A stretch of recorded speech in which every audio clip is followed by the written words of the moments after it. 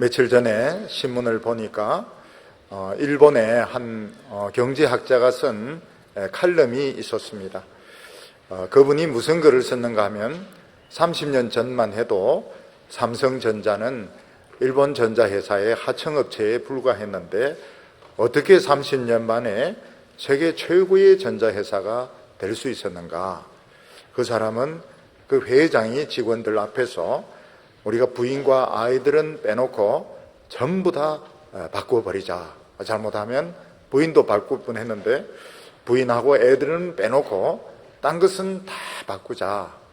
이렇게 말했는데 말만 그렇게 한 것이 아니고 실질적으로 그렇게 혁신을 했기 때문에 세계 최고의 전자회사가 되었다. 이렇게 말했습니다.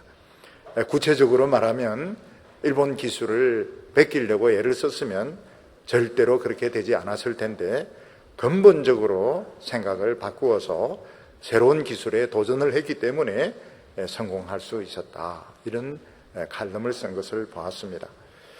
기술 혁신이라고 하면 그 애플 회사에 죽은 스티브 잡스를 생각하게 됩니다. 스티브 잡스는 사람들이 필요한 것을 만들어내지 않았습니다. 사람들은 모르고 있지만 앞으로 필요할 것을 미리 생각을 해서 이 사람은 앞질러서 만들어내었습니다. 그래서 컴퓨터 데스크탑을 손바닥 위에 아이패드로 만들 때 기술자들이 안 된다니 안 되는 거 어딨냐 만들어냈습니다. 아이패드를 만들어낸 뒤에는 아이폰 기능을 해서 아이폰을 만들어라. 기술자들이 안 된다 할 때 안 되는 게 어딨느냐 되게 했습니다.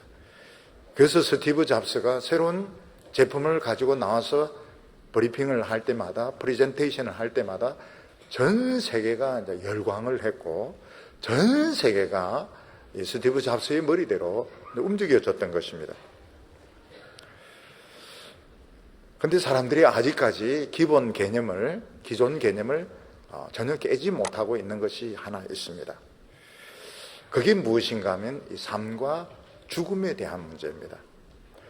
예수님이 하신 것이 무엇인가 하면 인간이 근본적으로 깰 수 없는 이 사고방식, 근본적으로 깰 수 없는 이 운명을 예수님은 깨뜨려 버리고 새로운 세계를 만드셨습니다.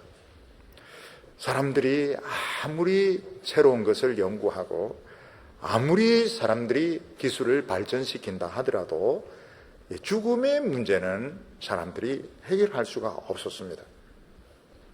근데 예수님은 자신이 죽었다가 죽음을 깨고 다시 살아나심으로 죽은 사람과 산 사람을 통합시켜 놓았고 우리 삶의 지평을 죽음 너머까지 연장을 시켜 놓았습니다.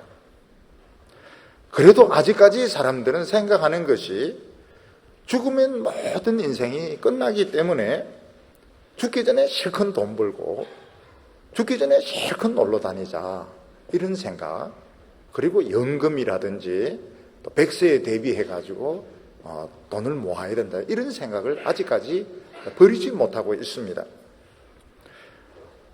아직도 많은 사람들은 외모라든지 학벌이라든지 경력이라든지 눈에 보이는 이런 것에 굉장히 집착을 하고 있습니다.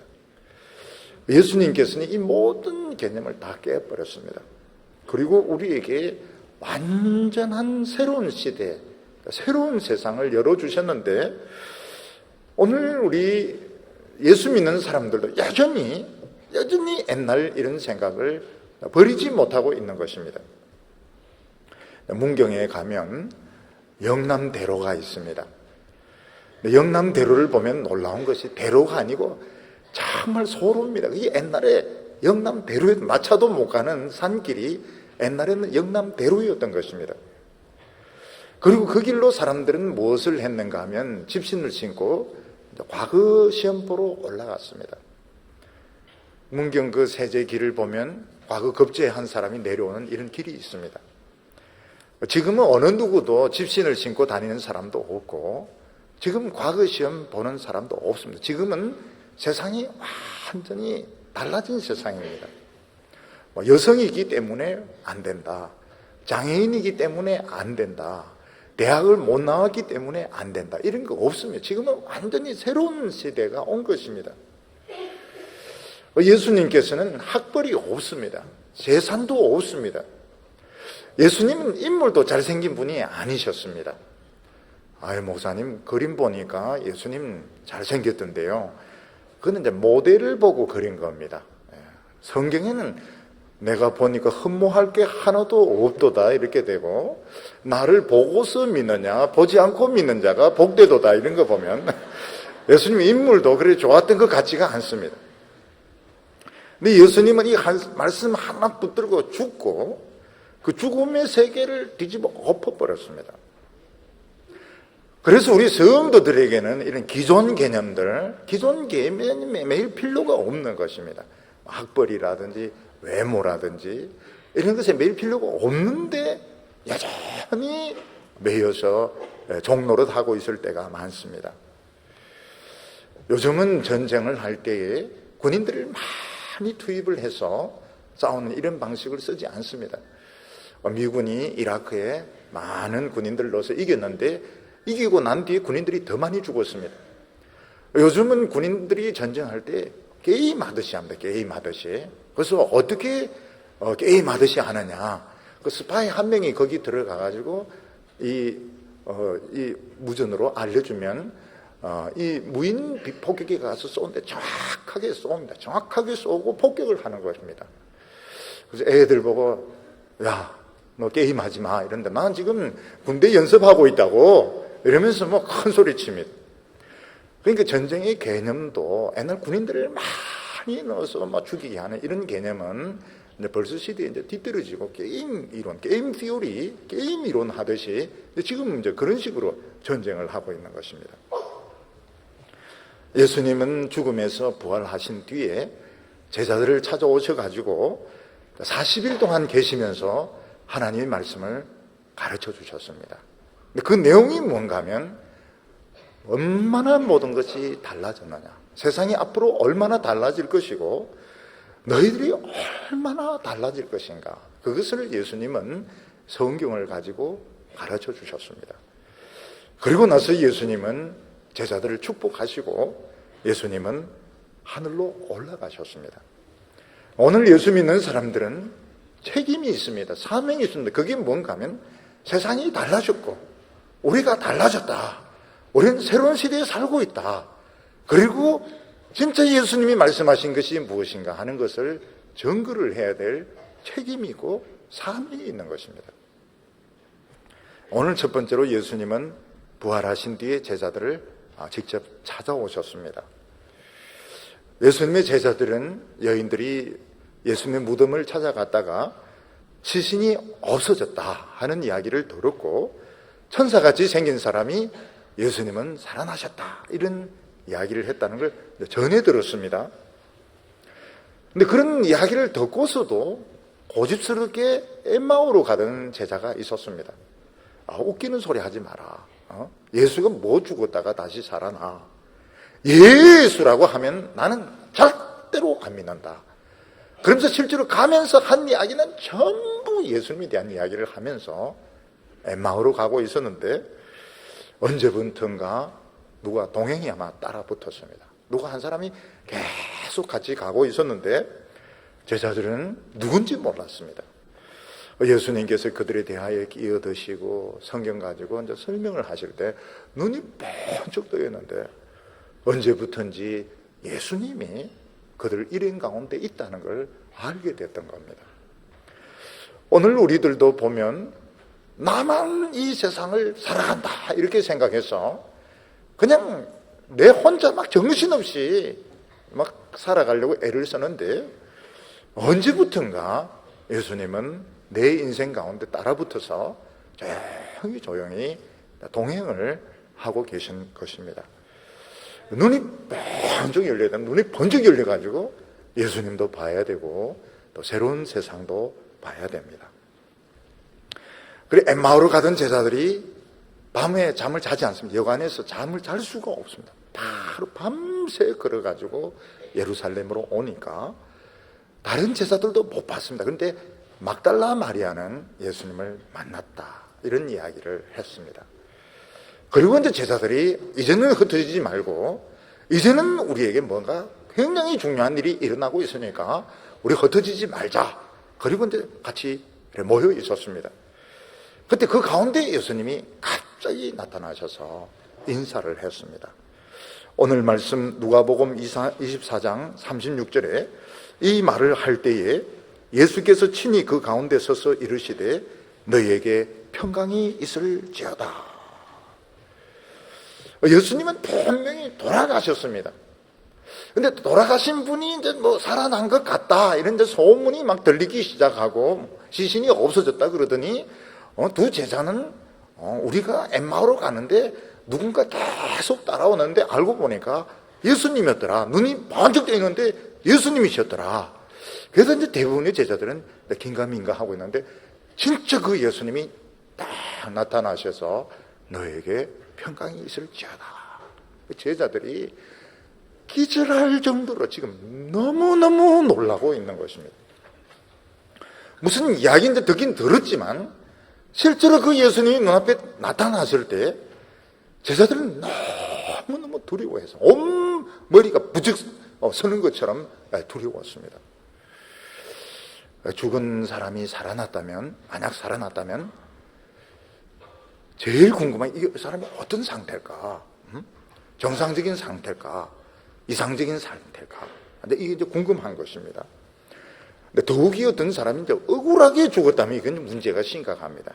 그 사람 이제 입을 벌리기만 하면 죽였던 모든 사람들은 다 이제 심판을 받아야 되는 것입니다.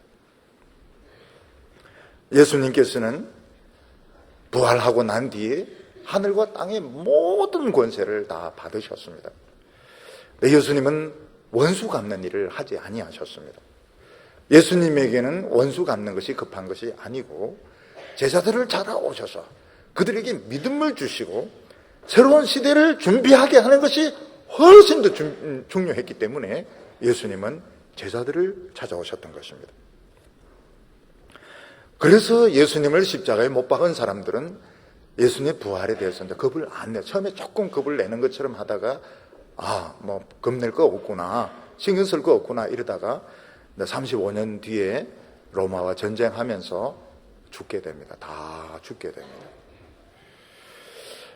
예수님께서 제자들을 찾아오셨을 때 과연 어떤 상태였을까?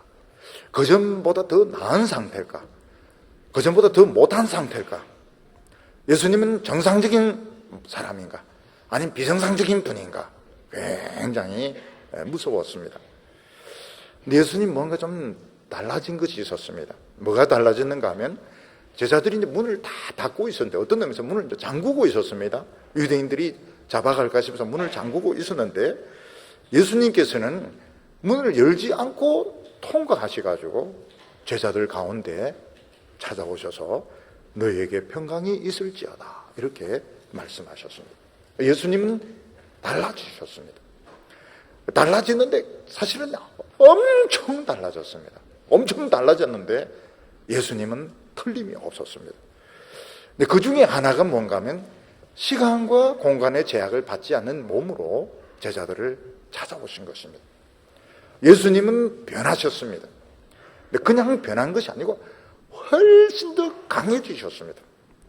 훨씬 더 큰 능력을 받으셨습니다. 근데 그런 것까지는 제자들은 모르고 공간과 시간의 제약을 받지 않는 모습으로 갑자기 나타난 것만 보고 제자들 막 기절할 것처럼 놀랐던 것입니다.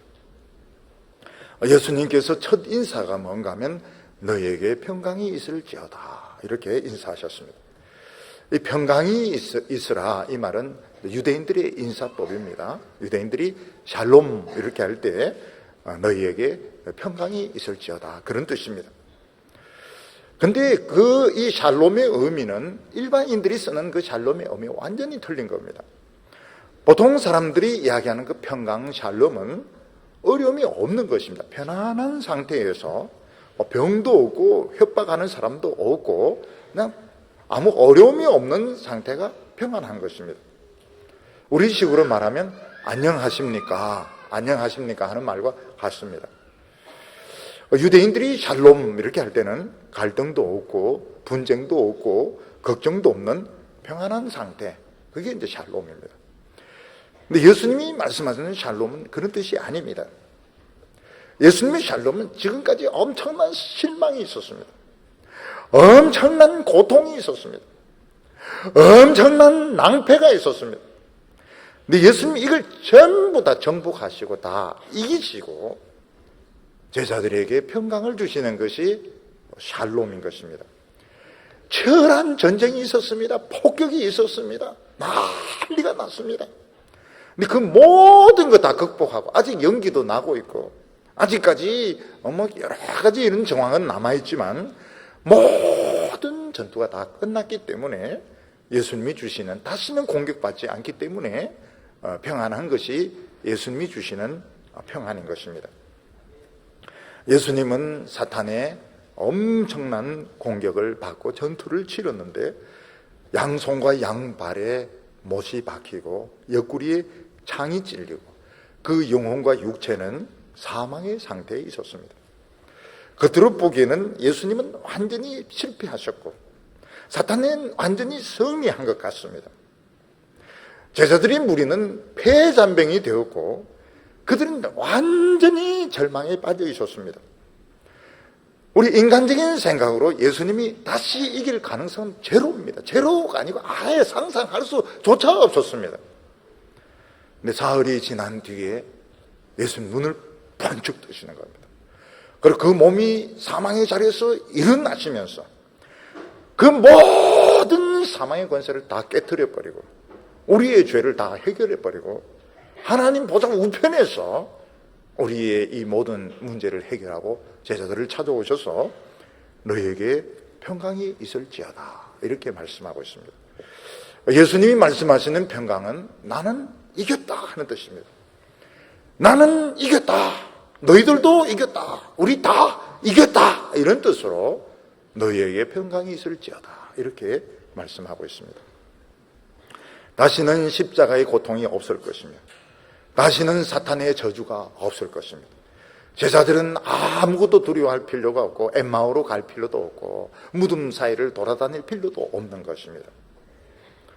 오늘 우리 청년들 보면 참 미래를 뚫고 나가기 위해서 굉장히 고생을 많이 합니다. 이력서를 70군데 돌리기도 하고 토플, 토익 시험을 치기도 하고 또 직장에서 막 어려움을 당하기도 하고 우리가 이 세상에서는 많은 어려움을 겪지만 예수님은 우리 문제를 근본적으로 하나님의 보좌 우편에서 해결을 하셨습니다. 그리고 우리에게 뭐라고 나 이겼다, 너희들도 이겼다, 너희에게 평강이 있을지어다 이렇게 말씀하고 있는 것입니다. 우리 성도들이 알아야 될 것이 뭔가 하면 예수님은 이기셨고 우리는 이길 것입니다. 우리는 지금 새로운 능력을 받을 것입니다. 어떤 것도 우리를 이길 수가 없습니다. 잠시 슬픈 것은 있을 수 있고 잠시 우리가 좀 비통할 수는 있지만 우리는 이긴 것입니다. 두 번째로 예수님은 제자들의 이것에 대한 믿음을 주셨습니다. 어떻게 이겼는가? 믿음을 주셨습니다. 37절에 보면 저희가 놀라고 무서워하며 그 보는 것을 영으로 생각하는지라. 제자들은 예수님에 대한 이야기는 조금씩 들었습니다. 시신이 없어졌었고 천사같이 생긴 사람이 예수님이 살아났다 하더라.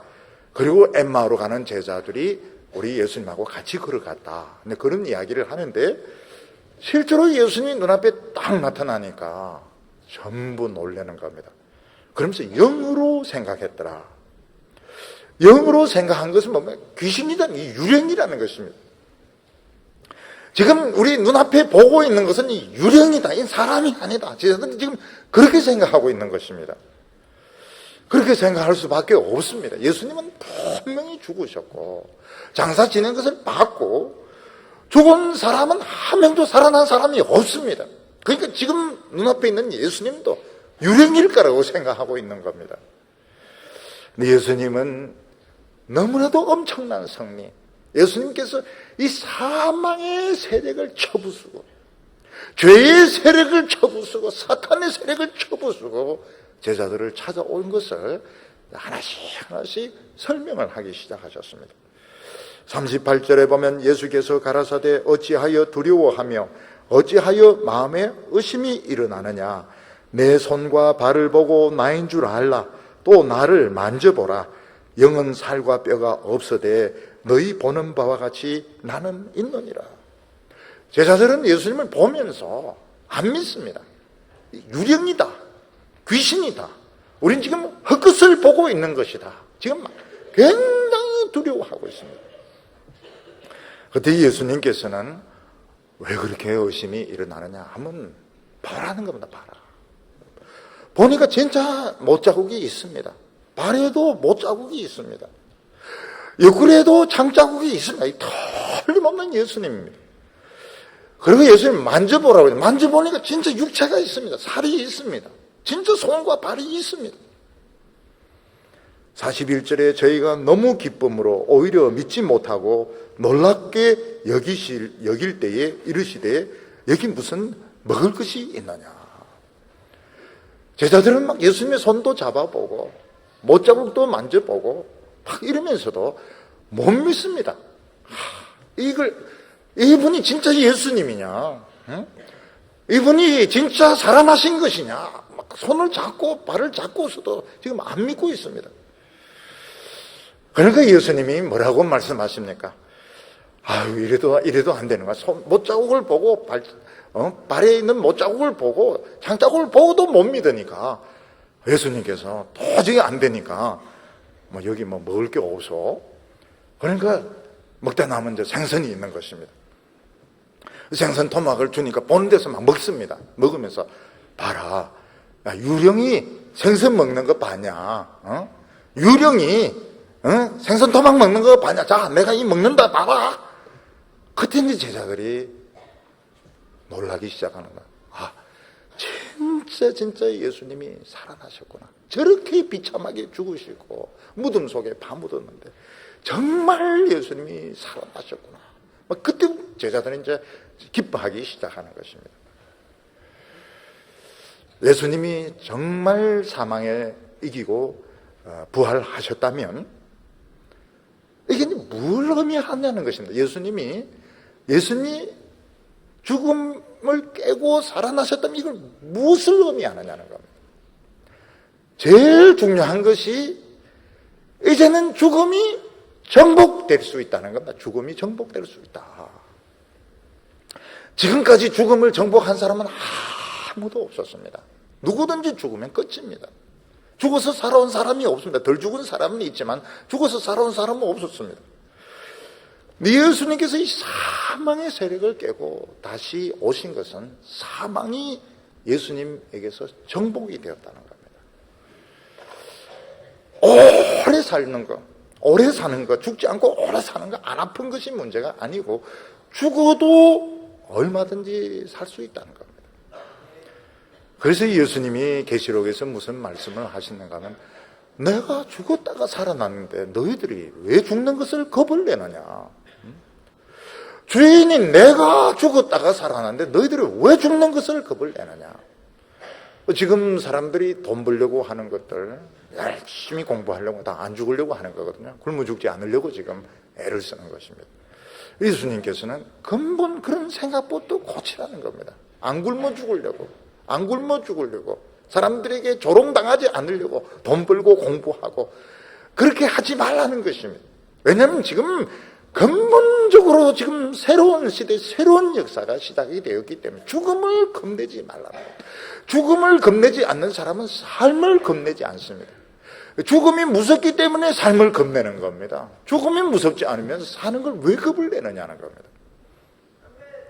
그리고 예수님이 죽었다가 살아나신 것이 사실이면 예수님이 하신 말씀이 전부 다 사실입니다. 천국과 지옥이 있다고 예수님 말씀하는데 그 사실입니다. 하나님이 우리를 사랑하신다는 것도 사실인 겁니다. 우리가 예수 믿으면 영생을 얻는 것 전부 사실로 입증이 되는 것입니다. 제자들은 예수님에 대한 그 소문을 듣고 또 예수님 눈앞에 나타났는데도 너무너무 이 죽음의 문제, 너무너무 이 죽음이 절대적이었기 때문에 그걸 믿지 못하고 있었습니다. 예수님이 생선을 잡수시는 것을 보고서 그때서야 믿음이 생기기 시작했습니다. 마지막 보루가 이제 생선 먹는 겁니다. 예. 마지막, 예. 남녀기도 사랑할 때 끝까지 하면 끝에 가서 생선 한 토방을 딱 드시면서 이거 보고 믿으라고, 내 사랑을 믿으라고. 제자들은 예수님을 믿고 따라다니는데 다 잃어버렸습니다. 예수 믿는 거 이거 미친 짓이야. 예수 믿는 거 미친 짓이야. 우리 3년 동안 따라다니는 거 미친 짓이었다고. 그런데 예수님이 그 말씀대로 살아서 더 강하게, 엄청나게 강한 분으로서, 엄청나게 능력이 있는 분으로서 찾아오셔서 아무것도 걱정 안, 평안하라. 아무것도 걱정 안 해. 너희들이 먹는 문제, 입는 문제 아무것도 걱정 안 해. 맞아. 내가 이겼다고 말씀하시는 겁니다. 예수님이 부활하신 그 몸에는 특징이 있었습니다. 예수님은 틀림없는데 예수님이 좀 달라지셨습니다. 그래서 우리가 부활할 때는 요 얼굴이 아닙니다. 주민등록증하고 이렇게 맞춰보면 틀립니다. 훨씬 멋있어지기 때문에 달라지게 됩니다. 근데 음식을 먹을 수가 있습니다. 어떤 분은 천국에 가서 아무것도 안 먹을까 싶어서 안 가려고 하는 분들이 있는데 천국에 가도 먹습니다. 천국에 가도 얼마든지 먹을 수 있으니까 걱정을 하지 마시기를 바랍니다. 제자들은 예수님 하면 하나하나가 너무너무 신기했습니다. 문이 닫혀 있는데 예수님이 탁 나타나시고 손과 발을 만져보니까 그 못자국이 다 있습니다. 우리 찬송가에도 보면 우리가 그 못자국을 보아 알겠네. 예수님을 만났을 때 못자국을 보니까 예수님을 알겠네. 그런 찬송을 부르고 있습니다. 음식을 먹을 수가 있습니다. 그런데 공간과 시간의 제약은 받지 않는 것입니다. 그런데 예수님은 그것만 한 게 아니라 자꾸 손 만져보고 발 만져보고 좀 더 안마해라 그렇게 하지 않고 바로 이제 말씀으로 들어갔습니다. 예수님께서 성경을 통해서 왜 예수님이 살아나셔야 되는지, 예수님이 살아난 것이 무슨 의미가 있는지, 제자들이 앞으로 어떤 일을 해야 되는지 성경을 가지고 가르쳐 주셨습니다. 구약 이스라엘 백성들은 1년에 한 번 대속죄일에 대제사장이 지성소에 들어갑니다. 그 지성소에 들어가서 피를 뿌리고 살아서 나오면 이스라엘 백성들 전체의 죄가 다 용서가 되는 겁니다. 못 나올 수도 있습니다. 죽습니다. 죽으면 끈으로 이제 당기게 됩니다. 끈으로 당겨가지고 장사를 짓는데 그러면 죄가 해결이 안 된 겁니다. 1년 동안 그들은 죄가 해결이 안 된 겁니다. 예수님이 부활하시고 천국에 바로 갔으면 우리가 모르는 겁니다. 예수님 무덤 문을 열고 나오신 것은 우리의 모든 죄가 하나님 앞에서 다 해결이 되어버린 겁니다. 우리 인생의 숙제들, 우리 인생의 슬픔들, 우리 앞으로 어떻게 살아가야 될 이 모든 문제를 하나님 앞에서 다 해결받고 돌아오신 것입니다. 그래서 우리는 우리 인생에 대해서 걱정할 필요가 없습니다. 우리는 우리 자신의 외모에 대해서 걱정할 필요가 없습니다. 요즘 와서 그렇게 외모를 막 따지는데 별거대 이런 것 때문에 그런 것 같아요. 드라마 때문에 그런 것 같아요. 옛날에는 그런 거 별로 신경 안 썼는데 요즘은 너무 외모 가지고 따지는 것 같아요. 왜 예수님께서는 성경을 가지고 제자들에게 가르쳐 주셨을까요? 이 성경이 설계 도면이라서 그런 것입니다.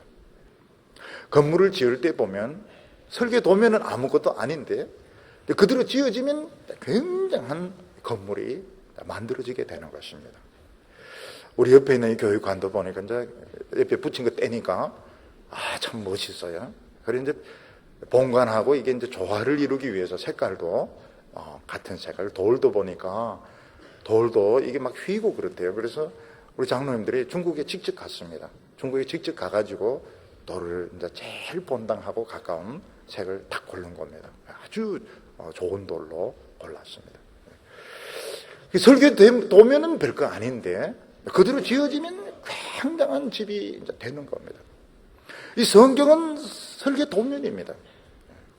앞으로 이대로 되어지는 것입니다. 그런데 설계 도면의 기초가 무엇인가 하면 예수님의 부활입니다. 컨펌이 된 겁니다. 이 설계 도면은 옳은 것이다, 정당한 것이다, 인정이 된 것입니다. 이제부터는 이 성경 말씀 이대로 모든 것이 되어질 것이고, 세상의 주인공은 이 성경을 믿는 사람, 성경을 붙드는 사람이 주인공이 되는 것입니다. 죽음은 문제가 되지 않습니다. 죽음은 언제든지 죽을 수 있습니다. 우리 성도들은 언제든지 죽을 각오가 되어 있습니다. 왜냐하면 죽음은 과정에 불과하기 때문에. 죽음은 결정적인 것이 아니고 과정에 불과하기 때문에. 죽음이 우리를 부를 때까지 우리는 성경 말씀 가지고 최선을 다해서 사는 겁니다. 후회 없이. 그래서 난주 늙어서 충성하고 이럴 생각하지 마시기를 바랍니다. 지금 청년 때는 오지 않습니다. 청년 때 제일 아름다울 때입니다.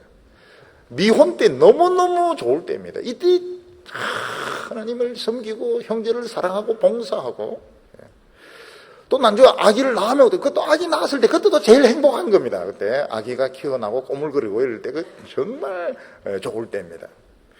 늙으면 어떻게 됩니까? 늙으면 이제 장년의 돈, 노숙한 맛이 있고 또 지혜가 있습니다. 우리는 매 순간이 최고의 우리 인생의 절정인 겁니다. 절정. 오늘을 놓치지 마시기를 바랍니다. 오늘 성공하는 사람이 내일도 성공할 수 있습니다. 세 번째로 예수님은 제자들에게 약속을 하셨습니다. 그 첫 번째 약속이 뭔가 하면 예수님을 통해서 죄 용서를 받을 수 있다는 겁니다. 47절에 보면 또 그의 이름으로 죄사함을 얻게 하는 회개가 예루살렘으로부터 시작하여 모든 족속에게 전파될 것이니 기록되었으되 너희가 이 일의 증인이라. 예수님은 성경에 기록된 것이 무엇이냐? 사람이 죄 용서받고 새 사람 된다 하는 것이 성경의 내용이라고 말했습니다. 사람이 왜 새 사람이 될 수 없을까요? 사람은 새로워지기 위해서 머리 스타일을 바꿉니다. 새 옷을 입습니다. 성형수술을 합니다. 그래도 새 사람이 된 것 같지가 않습니다. 왜 그런가 하면 과거에 비참했던 기억들, 그리고 지은 죄들, 죄스러운 습관들이 남아있기 때문에 아무리 외모를 바꿔도 안 되는 겁니다. 독일 사람들 중에서 유대인을 학살했던 사람들 나중에 성형수술 다 했습니다. 성형수술 다 하고 이름도 바꾸고 신분을 갖고 구석구석에 숨어 있었지만 유대인들은 다 찾아내었습니다. 찾아내어가지고 법정에 세워서 그 사람들을 죽이지 않습니다. 오래오래 살아있게 합니다. 오래오래 살아있게 해서 구경거리가 되게 하는 겁니다. 굉장히 유대인들이 무서워요.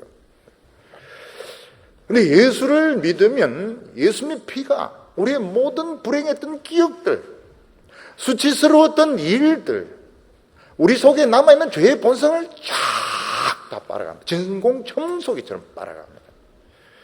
한번 죽었다가 사람 완전 세탁입니다. 완전 세탁. 요즘 사람들 돈 세탁하고 성적 세탁하고 이런데 그 필요 없습니다. 완전히 십자가는 사람을 그냥 세탁을 하니까. 그래서 우리는 이 사람을 세탁기 안에 넣고 돌리는 줄 이렇게 생각했는데 그게 아닙니다. 예수 믿으면 완전히 사람 기억까지 바꾸어 놓습니다. 피가 왜 그렇게 중요한가? 요즘 의사 선생님들 말 들어보니까 피가 중요하다 그래. 피가 혈당이 너무 높으면 당뇨가 생기게 되는데 최근에 우리 성도님들 중에 2분도 당뇨 때문에 거의 돌아가실 분 지금 회복이 되고 있습니다. 이게 이제 이 실핏줄을 다 망가뜨리기 때문에 콩팥, 눈도 다 실핏줄 아닙니까? 눈이 이제 시력을 이제 상실하게 되고 콩팥이 다 실핏줄 덩어리니까요. 콩팥이 망치게 되고 발끝까지 이제 이게 피가 안 가기 때문에 나중에는 발끝에서부터 썩어 들어오게 되는 겁니다. 굉장히 무서워요. 피 검사를 해보면 암이나 이런 거 다 나온다고 그럽니다. 신장이 나쁜 분들은 일주일에 한두 번씩 가서 투석을 하지 않습니까? 굉장히 힘들어요. 투석하는 시간은 피를 깨끗게 하는 시간 굉장히 힘이 듭니다. 예수님의 피는 단번에 피를 딱 깨끗게 합니다. 완전히 우리의 이 죄성을 딱 바꿔 놓습니다. 요게 십자가의 보혈의 첫 번째 효과입니다. 아무리 좋은 대학 나오고 아무리 좋은 직장을 다녀도 죄인은 죄인인 겁니다. 죄인은 어쩔 수 없는 죄인입니다. 예수의 피는 우리를 완전히 새 사람으로 만들어 놓습니다. 요것을 전해라는 겁니다. 요것을 전해라. 모든 사람을 살릴 수 있는 요 비결, 예수의 피, 요거를 전하라는 것입니다. 우리는 환자처럼 살 필요가 없습니다. 옛날처럼 빌빌거리면서 살 필요가 없습니다. 사실은 인간이기 때문에 너무 가진 것이 없으면, 지금 학벌도 없고 직장도 없고 돈도 없고 아무것도 없으면 사람은 약해질 수밖에 없습니다. 예수님은 그런 약한 소리 하지 말라는 거야. 내가 너 그렇게 하려고 죽은 거 아니다. 너 절대로 약한 마음 먹지 말라. 이 예수의 피, 모든 죄를 깨끗게 하는 이 회개의 피를 전하라. 그렇게 말씀하셨습니다. 여기 죄사함을 얻는 회개라고 하는 것은 삶을 이제 바꾸는 것입니다. 죄 짓는 생활을 바꾸는 건데 사람이 바꾸기 싫어서 안 바꾸는 게 아닙니다. 이게 해결 못 되는 거예요. 우리나라 사람들은 보면은 참 이 술도 보면은 서양 사람들은 막 집에 진열을 해놓고 막 홀짝홀짝 마십니다. 그래서 이 알코올 중독이 많아요. 그 알코올 중독이 해결되냐? 안 됩니다. 안 됩니다. 그러니까 결국은 그래도 치료받으러 들어가야 되는 겁니다. 청소년들 이제 게임에 중독에 이제 빠지게 되면 끊어지느냐? 안 끊어집니다. 게임이라는 게 중독되도록 이렇게 만드는 거기 때문에 자기 의지로 안 끊어집니다. 그런데 예수 이름에는 놀라운 권세가 있습니다. 우리가 예수님의 말씀을 듣고 예수 이름을 부르면 어떻게 됩니까? 술이 싫어집니다. 술이 싫어지고 나중에는 한 방울만 들어가도 기분이 나빠서 미칠 정도로 게임을 굉장히 싫어하는 이런 스타일로 변하게 됩니다. 예수 이름이 전거되면 사람이 변합니다. 사람이 변하고 세상이 변하게 됩니다. 우리는 이거를 점검하면 되는 겁니다. 점검. 우리가 바꿀 필요가 없습니다. 너희들은 이 일에 정인이라 이렇게 말했습니다.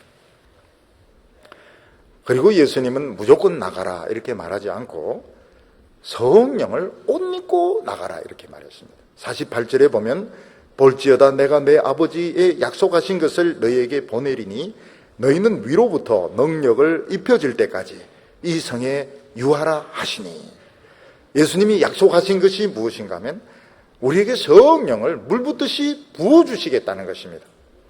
아마 아론이 처음에 기름 부음을 받을 때 모세가 기름을 많이 부었던 것 같아요.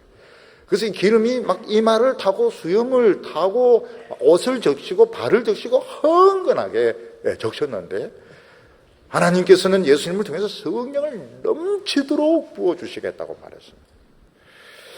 성령이 우리에게 임하시는 것은 마치 이 고물 자동차에 제트기 엔진을 다는 것 같습니다. 폭발적인 능력이 있습니다. 우리가 성령이 우리에게 임하시면 성경을 깨닫는 능력이 구약의 선지자보다 수천 배 커지게 됩니다. 우리는 하나님의 말씀을 이해하는 데 그 능력이 엄청납니다. 우리는 이 성경을 재구성을 하는데 깜짝 놀라는 겁니다. 너무 정확하게, 너무 풍성하게 성경을 재구성하고 성경을 보기 때문에 선지자들도 놀라는 것입니다. 성령이 우리 마음속에 오시면 안 믿어지던 것들이 다 믿어집니다. 내가 죄인이었던 것이 믿어지고 예수님 내를 대신해서 십자가에 못 박혀 죽은 것이 믿어지고 성령께서 내 속에서 막 역사하는 것이 막 믿어지게 됩니다. 여기 보면 성령의 능력을 입혀질 때까지, 입혀질 때까지 옷을 입고 나가라는 것입니다. 성령을 조금 받아가지고는 안 되고 성령이 막 흘러 넘쳐서 막 옷 입듯이 온 몸을 충만한 상태에서 나가라고 말씀했습니다. 요즘 보면 이 옷이 참 중요합니다. 의사들은 의사 가운을 입어야 됩니다. 의사는 의사 가운을 입어야 됩니다. 그래야 이제 수술을 할 수 있고 환자를 진찰할 수 있고, 군인들은 이제 군복을 입어야 군인입니다. 근데 군인도 육해공군 해병대 옷이 다 틀립니다. 요즘은 이 군인들이 이제 특수복을 입는데 로봇 팔 이런 것을 달고, 그리고 로봇 발 같은 걸 달고 뭐 야간 투시경 같은 걸 하고 이래서 전투 능력이 굉장히 커지게 되는 겁니다. 우리에게 성령의 옷을 입으면 우리의 능력이 수십 배, 수백 배 커지게 됩니다. 근데 왜 그 능력을 안 주실까요? 자꾸 돈 벌려고 하는 거야, 돈 벌려고. 남자나 여자나 할 것 없이 돈독이 올라가지고 예수님 능력 주시면 떼돈 벌겠어요 이러니까 성령이 안 오시는 겁니다. 내가 이걸 가지고 영혼을 살리게 하여 주시옵시고, 이걸 가지고 사탄의 세력을 물리치게 하여 주시고, 이렇게 성령의 역사가 막 일어나게 되는데, 주여 저에게 능력을 주시면 살을 빼겠습니다, 저에게 능력을 주시면 떼돈을 벌겠습니다, 이 돈독이 올라가지고 이 능력을 못 받는 겁니다. 그래서 생각을 바꿔야 돼요. 돈도 주시고 날씬하게도 해주시고, 에이 목사님 그런 근거가 어디 있습니까? 성령 충만하면 날씬해진다는 근거가 어디 있습니까? 복권 생긴다는 말이 어디 있습니까? 교회 열심히 찬양하는 형제 중에서 날씬하지 않은 사람이 없어요. 율동하는 자매들 중에 복권 없는 자매가 없습니다. 다 배의 왕자가 다 새겨지는 거예요. 절대로 걱정할 필요가 없습니다. 그리고 세상 학문이 필요하다면 기회를 주는데 너무너무 공부를 잘하는 겁니다. 너무 좀 늦어도 굉장히 잘합니다. 그래서 걱정할 필요가 없는 겁니다. 그리고 예수님은 하늘로 올려가면서 제자들을 축복을 하면서 세상으로 파송을 했습니다. 50절과 51절에 보면 예수께서 저희를 데리고 베다니 앞까지 나가사 손을 들어 저희에게 축복하시더니 축복하실 때에 저희를 떠나 하늘로 올리우시니, 손을 들어 축복하는 것은 제자들을 세상에 파송하는 것입니다. 예배를 이제 마칠 때 목사의 축복으로 마치게 되는데, 그 목사의 그 축복이 무엇을 말하는가 하면 교인들을 세상에 파송하는 것입니다. 우리는 세상에 돈 벌러 나가는 것이 아니고, 우리는 세상에 죽으러 가는 것도 아니고, 세상에 배운 진리를 실천하기 위해서 파송이 되어서 나가는 것입니다. 그래서 우리 예수 믿는 사람들 세상에 가는 것을 겁을 내서 우리 파송을 받아서 가니까요. 의대를 졸업하면 병원에 보냅니다. 병원에 가서 환자를 치료하라고 병원에 이제 보내는 겁니다. 마찬가지로 우리는 배운 진리를 가지고 이 세상에서 죽어가는 사람을 살리기 위해서, 직종은 굉장히 다양할 수 있습니다. 타이피스트일 수도 있습니다. 아니면 군대 장군일 수도 있습니다. 교수일 수도 있습니다.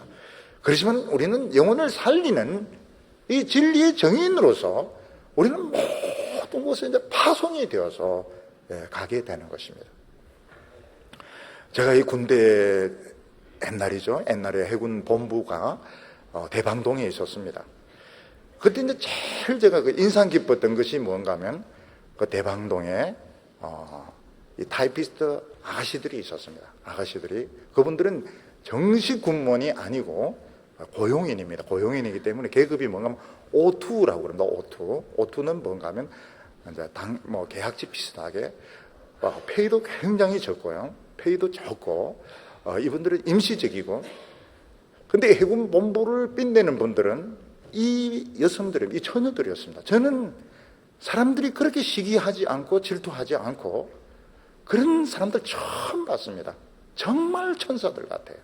그리고 이분들은 수요일 되면 교도소에 가서 같이 있는 죄수들인데 전도를, 그것 때문에 따라간 겁니다. 그분들이 자꾸 가자 이래가지고 저도 수요일날 여러 번 교도소에 가가지고 전도도 하고 또 뭐 사형수도 만나고 이렇게 했고, 그때 옛날에는 보면 방위병이 많은데 방위병이 돈이 없으면 결근하면 무단 이탈이 되는 겁니다. 옛날에는 법이 무서워가지고. 그런데 이 자매들이 그걸 알아요. 알면은 돈을 거두어가지고 찾아갑니다. 방위병들 차비도 주고, 그리고 라면도 전해주고. 세상에 그렇게 아름다운 사람들은 못 봤습니다. 그 자매 지금은 이제 다 늙었죠. 늙었고. 그래서 제가 제일 궁금했던 게 뭔가 하면 해군 본부가 대전으로 옮겨가고 난 뒤에 과연 이 타이피스트들이 남아있을까? 작년인가 재작년에 제가 육해공군 본부 연합해가지고 부흥회를 하는데 갔습니다.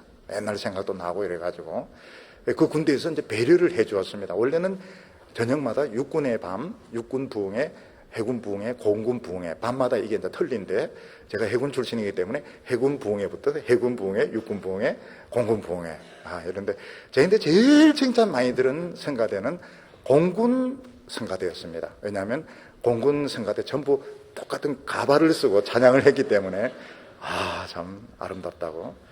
없어요. 역시 없어요. 그분들은 영원히 이제 옮겨지고 또 상황이 달라지니까요. 그런 분들은 타이피스트가 필요가 없으니까 그분들은 그런 거는 남아있지 않다고 이야기를 했습니다. 우리는 이 세상에서 위축될 필요가 없어요. 우리는 아쉬울 것이 없는 사람들입니다. 우리는 영원히 해결되었습니다. 영원히 결혼해도 좋고 안 해도 좋고 우리는 영원한 문제가 해결이 되었습니다. 근데 주님께서는 우리를 이 세상에 파송을 하시는 겁니다. 근데 우리가 이 세상에서 막 예수 찬당 머리도 안 감고 막 이렇게 하면 사람들이 싫어합니다. 사람들이 싫어하기 때문에 우리는 세상과 맞추어 줘야 됩니다. 그래서 같이 공부하면서 같이 직장 생활하면서 성실하게 하면서 예수 믿으면 구원받는 이러면 사람들이 따라옵니다. 그래서 우리 성도들은 왜 세상 일을 열심히 해야 되는가 하면 그냥 내 혼자 미쳐서 날뛰면 너나 믿으라고 너나 믿으면 너나 천당 가라 이러지 사람 아무도 안 믿습니다. 근데 우리가 세상 사람들과 똑같이 공부도 하고 열심히 일하면서 하나님의 진리를 증거할 때 사람들이 이 착한 사람이 믿는 기독교는 뭔가 다르다. 이 성실한 사람이 증거하는 진리 뭔가 다르다. 이러면서 한 사람 두 사람 예수를 믿게 되는 것입니다. 예수님은 하늘로 올려가면서 하나님 나라의 모든 권세를 우리에게 다 맡기셨습니다. 그래서 열심히 하나님 나라 일을 할 수도 있고 세상 일을 할 수도 있습니다. 나중에 주님이 오시면 판단을 할 겁니다. 너 그 젊음 어디에 다 쓰고 너 그 허구한 시간 어디에 다 쓰고 너 나를 위해서 한 게 뭐가 있느냐. 근데 어떤 사람은 막 죽도록 주님만을 위해 가지고 일을 하는 사람이 있습니다. 사람들이 보기에는 참 엉터리 같지만 나중에 보면 잘했다고 칭찬을 하는 겁니다. 제가 대학원에 이렇게 복학을 하니까 기도 모임이 있었습니다. 기도 모임이 있었는데 거기 이제 제가 이렇게 한번 가니까 저에게는 후배들이죠. 그 사람들은 신입생이고 저는 이제 군대 갔다 오고 이렇게 하니까 기도 모임을 하고 있었습니다. 그러면서 이제 경영학에서 경영학 전공에서 돈 벌 생각을 안 하고 막 주님을 위해서 살게 해달라고. 그 나중에 보면 그 기도 멤버 중에 한 사람인 그 손창남 씨는 인도네시아의 IMF인가요? 그 선교 단체에 그 파송을 받아가 인도네시아의 그 교수로 있다가 돌아왔어요. 돌아와가지고 선교 단체에 이제 교수로 있고, 그 다음에 그 국무총리 이름하고 같은 분이 계십니다. 그분이 그분도 어떤 선교 단체 대표로 있다가 병에 걸렸어요. 병에 걸렸는데 지금 어떻게 되는지 모르겠습니다. 근데 그 사람들이 경영학 석사하고 박사 받고 돈 벌러 가지 않고 선교단체로 이렇게 가서 죽도록 복음을 전하고 참 병들어서 고국에 돌아오고 이런 걸 볼 때에 이 사람들은 정말 이 경영학을 한 가치가 있는 사람들 아닌가, 참 멋진 사람이 아닌가 그런 생각을 하게 되었습니다. 여러분들에게 무한한 시간 이 젊음을 주셨는데 이 시간에 막 서성로에서 서성거리고 신천에서 막 돌아다니다가 목이 물리고 그 아무 소용이 없는 겁니다. 막 찬송 부르고 막 기도하고 내 모든 것은 주님께 다 맡겨버려요. 미쳐버려야 되는 거야. 부인하고 애만 남겨놓고 이런데 막 싹 다 바꿔버린다. 그것만 남겨놔도 안 돼. 모든 가치관 다 바꾸어버리고 학벌에 매이지 말고 외모에 매이지 말고 죽는 것에 매이지 말고 주님을 위해서 정인되는 우리 성도들 다 되시기를 바랍니다. 기도드리겠습니다. 자비로우신 하나님 아버지, 우리 인간이 영원토록 벗어나지 못하는 이 죄의 사슬들 죽음의 사슬들 예수님의 십자가로 깨트려 주심을 감사합니다. 우리가 예수 믿고 새 사람 되었지만 여전히 직장과 돈 버는 것과 외모에 매여 있는데 오늘 예배 드리면서 십자가로 이 모든 사슬들 끊어주시고 우리에게 독수리의 날개를 주시기를 원합니다. 하나님을 향하여 날아가게 하여 주시고 새로운 비전을 가지게 하여 주시고 새로운 꿈과 열정을 가지고 살아가게 하여 주시옵소서. 다른 사람들이 보기에 미쳤다고 생각할 정도로 하나님의 진리에 미치게 하여 주시고 오늘 성령의 옷을 입혀 주셔서 우리 모두 번쩍번쩍 빛나는 모습으로 새사람 되어서 담대하게 나가게 하여 주시옵소서. 예수님의 이름으로 기도하옵나이다.